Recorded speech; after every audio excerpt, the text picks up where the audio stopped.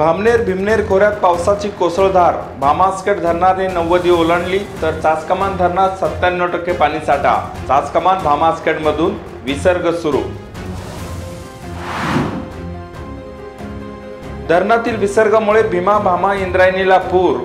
आळंदीतील इंद्रायणी घाटावर no entry. Rajgurunagar चाससह नदीकाठच्या स्मशानभूमी पाण्याखाली।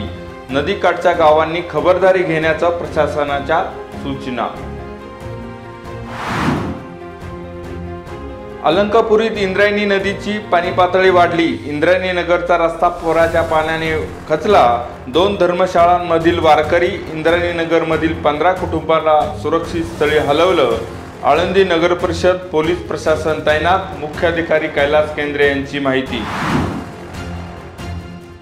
पुणे परिसरातील पुढचे 3 दिवस पावसाचे। हवामान विभागाचा अंदाज। घाटमाथ्यावर सोमवारी ऑरेंज अलर्ट। 6 ऑगस्ट रोजी येलो अलर्टचा इशारा।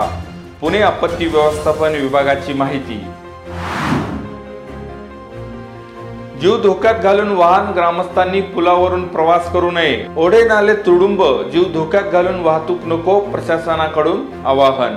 सखल भागात पाणी साचल्यामुळे पिकांचंही मोठं नुकसान।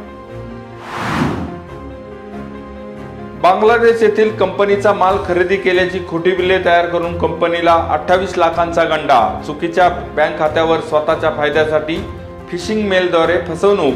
म्हाळुंगे एमआयडीसी पोलीस ठाण्यात अज्ञाताविरोधात गुन्हा दाखल।